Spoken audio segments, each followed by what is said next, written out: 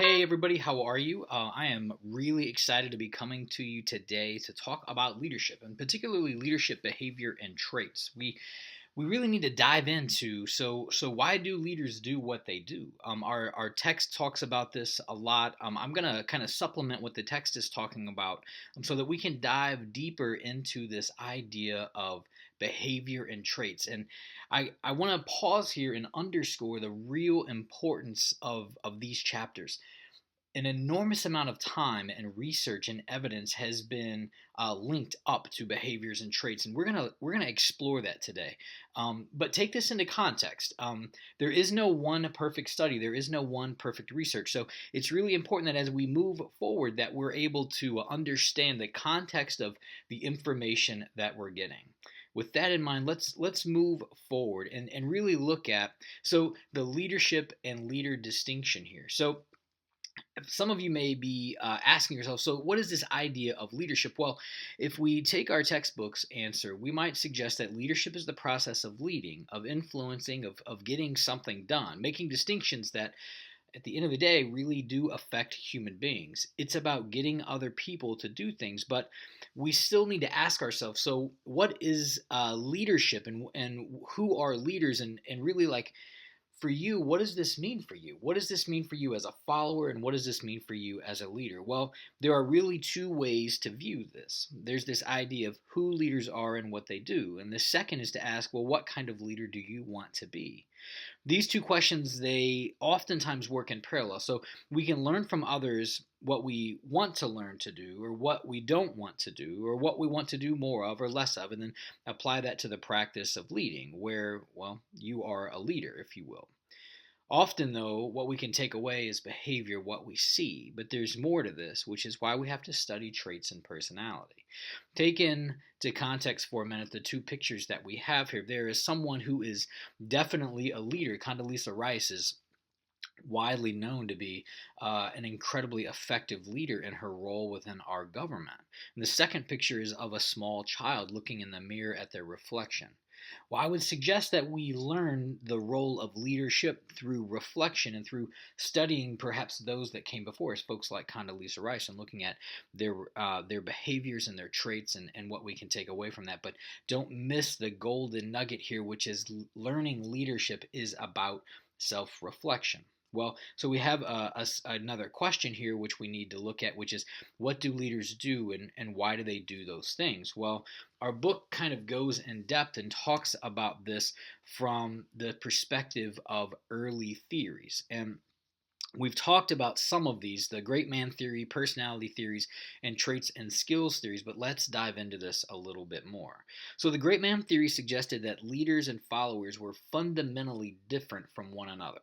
So, we leaders from the great man theory would suggest that there are distinctions, that they were fundamentally different. In many ways, this theory suggested that there were absolute qualities that a person must possess that would increase their likelihood of being a leader. Some of these qualities might be things like being tall, or being intellectual, or outgoing, gregarious, or friendly, right?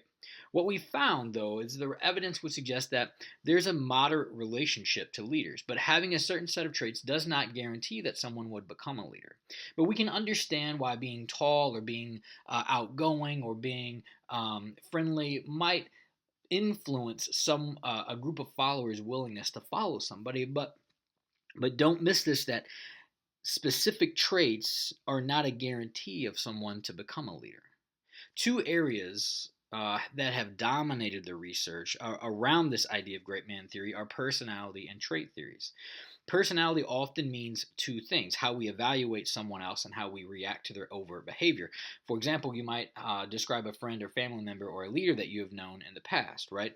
We might think about how we might describe them as their personality, right? So, personality is about how we evaluate someone. The second and more research based area is that of leadership trait. And traits refer to recurring regularities or trends in a person's behavior. Now, again, let's not miss this. Personality is how we evaluate someone else and how we react to their behavior. A trait is referring to regularities or trends in a person's behavior. This theory, the trait theory, maintains that we act in certain ways based on the strength strengths of the traits that we actually possess. Weak situations are those that might involve unfamiliar, ambiguous things. And here, traits play a big role. So we have to think about, well, in what situations do traits really make a difference? Well, our book suggests that in weak situations, those kinds of situations that involve unfamiliar and ambiguous situations, traits can play a big role, right? So my behavioral trend can influence, or we might even be able to predict how I might react in an unfamiliar, ambiguous situation. Conversely, strong situations are those that are governed by rules and norms of conduct, things that I am aware of, and I can actually temper my traits, if you will, to the situation at hand. Think about traits as taking the temperature, right? We might think about those kinds of assessments that look at traits as the five factor model, the MBTI, the PI, the Hogan, the DISC. These are things that you might be familiar with. So, early theories suggested kind of this overarching, that there was this great man theory of leadership, and that we could break that down into areas of personality and traits. And personality is that social impression that we get about someone, but traits are the things that actually underlie how someone might act. It's those fundamental trends in behavior. If we move forward a little bit, there's even more evidence. So we continue on with the idea of the early studies, and as we talked last week, many people have spent a great deal of time trying to understand what is it that leaders actually do. And there's some mystique to the word of leadership. I think that's really why the idea of leadership has exploded in research and application. If you were to go to Barnes and Noble or your favorite bookstore, you would see literally hundreds of books on the idea of leadership. Well, some early researchers suggested that it was fruitless to study leadership traits. It was absolutely fruitless. Rather, what mattered was what leaders actually did. We can understand that. So, it's fruitless to understand someone's tendencies or patterns in behavior, particularly if those tendencies and behaviors can be modified based on weak or strong situations. What really mattered here was what leaders did. And at times, personality just failed to predict that. There are two very famous studies. There are the Ohio State studies, which looked at structures and consideration, and the University of Michigan studies, which looked at goal, emphasis, and support. The OSU focused the OSU study focused on how subordinates felt about their leaders and acted towards them. The University of Michigan study focused on leadership behavior in smaller groups. Well, there were two kinds of behaviors that were identified that seemed to capture all of leader behavior. There was task behavior and relationship behavior. Task behavior concerned how a person's orientation or getting things done facilitated action towards goal completion. So think about that. This concern, task behavior, concerned how a person's orientation, a leader's orientation to getting things done, actually facilitated movement towards goal completion. And relationship behavior focused closely on how leaders helped followers feel comfortable with themselves, the situation, and the task at hand. This work began very early in the 1940s, and Ohio State was the first to complete this work, and then Michigan. What ended up happening here was that many studies have been conducted to find out what behavior is best in certain situations. Now, if we move forward and we place this on a grid, we can look at something we might call the leadership grid. And what ended up coming out of these studies was something like this particular model. And there is this difference between concern for people and concern for production. Our book talks at great length about this, but let's dive into these. There is this authority, compliance, leadership dyad that's kind of going on here in this grid. And what this does is it places a heavy emphasis on task and job requirements and less on people and the tools, except for when people are the tools to get those jobs done. So let's dive into this a little bit more. So there are five different styles of leadership that have been identified here.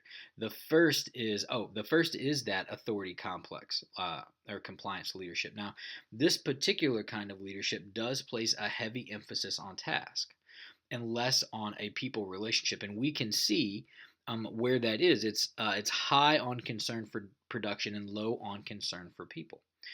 People are kind of regarded as resources. The second is country club management, or leadership, if you will, which de emphasizes production, and leaders place a heavy emphasis on attitudes and the feelings of other people. Leaders try to be agreeable, eager to help, and try to avoid conflict. And we can see that based on where this is placed on our grid, that there's a very high concern for people and not a very high concern for production. There's this idea of impoverished management, which is both low on concern for people and low on concern for production. There's this unconcerned, this disengaged, this indifferent and non-committal style of leadership. Then there's middle of the road, and these leaders are kind of stuck in the middle of this grid. There's a medium or mediocre kind of concern for people and this mediocre concern for production. Right. The leader must find a balance between pushing production and then taking account the needs of those people. This may be seen as kind of a transactional leadership if we were to apply another kind of leadership lens to that. And then there's team management, which is centered in our grid on the very top right hand, which is there's this high concern for people and this high concern for production. This strong emphasis on task and people really promotes a high degree of participation. It does a couple of things here. It satisfies basic needs for employees to be involved with and committed to their work, but also makes sure that there's participation, determination, that issues get done, priorities are made clear, and that we're able to work as a team. This is understood as kind of the most effective style of leadership, particularly as our book might suggest.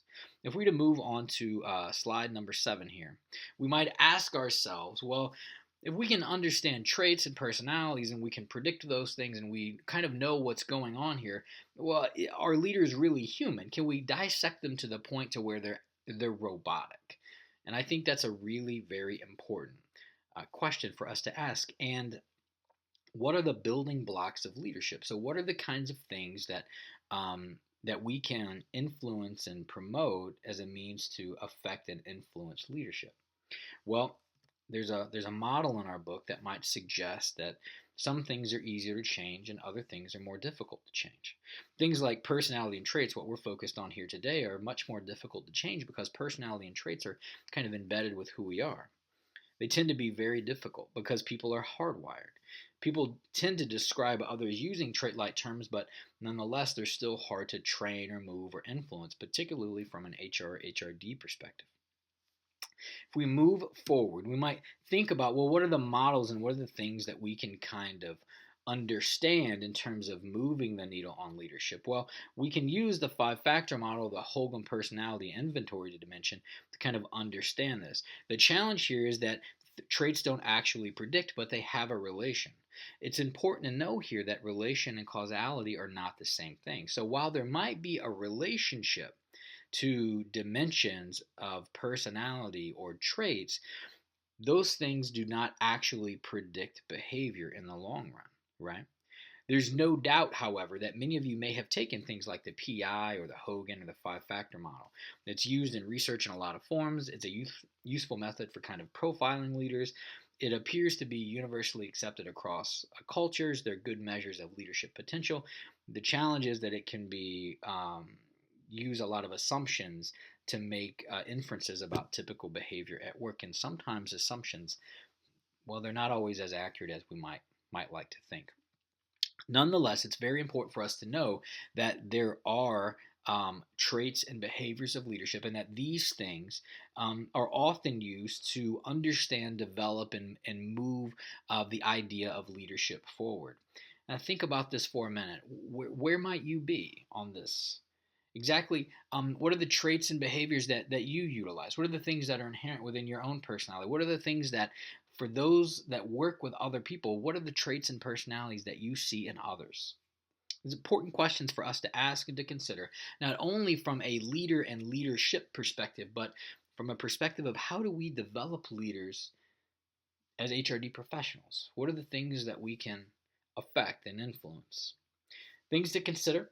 More to come. In the next podcast, we're going to talk about the dark side of leadership and really exploring what is the other side of the coin here, particularly as it deals with personalities and traits. Until next time.